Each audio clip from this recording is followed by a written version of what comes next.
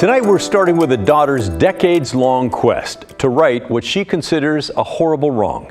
She wants to overturn the conviction of her father for murdering her mother. It's our big story tonight.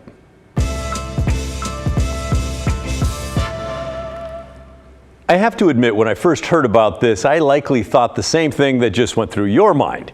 It's an understandable emotion, but it's probably just wishful thinking. And then earlier this month, it seemed to become much more of a real possibility. A Clark County jury in a civil trial found a different man responsible for that murder. Our team here has been following the case for a number of years. Let's get some background from former KGW anchor and reporter Ashley Korsland, who many of you will remember. She spent hours and hours, month after month, researching and reporting on this case. Pooneh Gray has never been able to let go of what happened on May 1st, 1989, the day her world changed. I mean, there has not been one day that's gone by since my mom's murder that I haven't thought about her and this case. As Pooneh's mother, Effie Entezari, left for work just before 6 that morning, someone approached her in the parking lot of her Vancouver apartment complex and shot her in the head at point-blank range. No witnesses came forward except a neighbor who reported seeing a yellow car slow down, then speed away close to where Effie was found. This was a premeditated, highly calculating homicide. Police arrested Pooneh's father, Mike Entezari, a Portland Community College professor. Mike and Effie were in the middle of a contentious divorce. He had no alibi during the time of the murder, and police found a gun in Mike's car, the same type that killed Effie. A jury ultimately found Mike guilty of murder. He served 16 years of a 25-year sentence. Mike maintained his innocence until he died in 2019. Mike didn't drive a yellow car, like the one seen speeding away from the scene, and investigators never found evidence of Effie's blood on Mike's clothing or in the barrel of his gun. But the biggest piece of evidence Pooneh believes will prove someone else committed the murder is DNA discovered on Effie's clothing years after her murder, thanks to advancements in DNA technology. There was a mixture. There were multiple individuals' DNA on the sweater and the DNA that was collected. This is attorney Renee Rothage, who's worked on Pooneh's case for 18 years.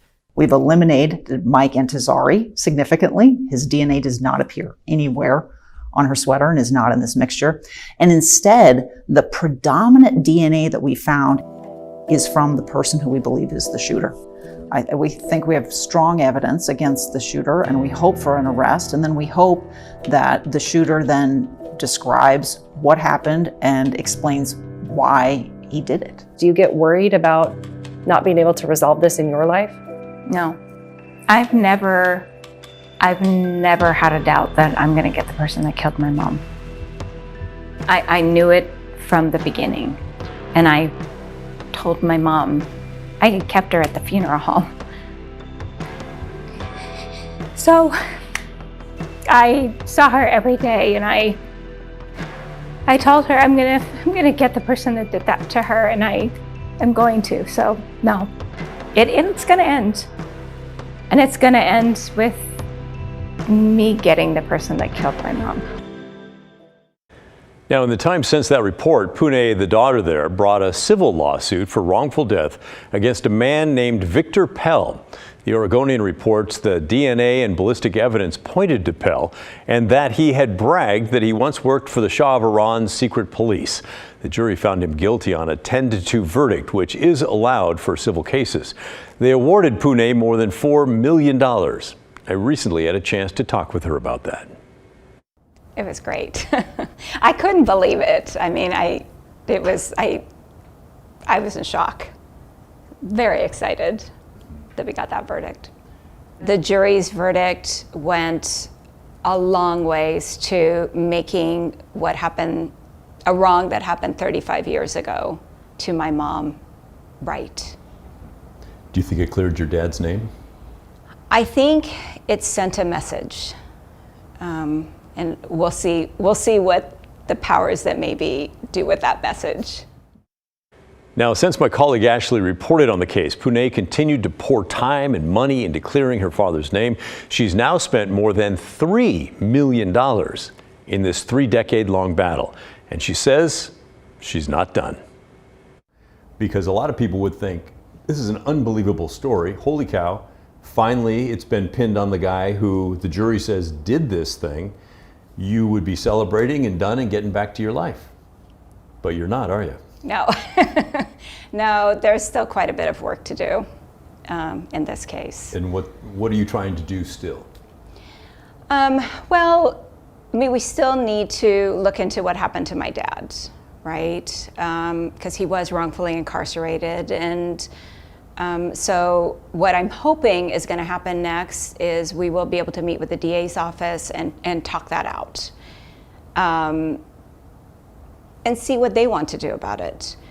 And I think that, I mean, for me, it's not only important for them to look at what went wrong in my dad's case, but it's also important that they look at it from the standpoint of what can we do to prevent this from happening in the future? Because so many things went wrong. Well, about that, the prosecutor in Clark County is named Tony Golick. I emailed his office last week asking for an interview. They responded today with this statement. The Clark County Prosecuting Attorney's Office will examine all of the evidence presented at the civil trial against Victor Pell, that the civil jury returned a non-unanimous verdict, that the burden of proof at a civil trial is by a preponderance of the evidence, which is a lower burden than the beyond a reasonable doubt standard in criminal trials, and that Victor Pell was unrepresented at his trial, are among the relevant factors this office will consider when weighing the evidence and deciding how to move forward. Pooneh Gray feels that she has kept her promise that she made all those years ago to her mom to find her killer and to hold them responsible. She still continues the fight to clear her father's name. You know, ideally, I would love for them to arrest Mr. Pell and charge him criminally. He is 87 years old, so I don't know what the logistics would be of that. I would like Mr. Golick to begin looking into what went wrong on my dad's case. I mean, I think the jury sent a pretty loud message, but I do think an exoneration of my dad is warranted, even though he has since passed.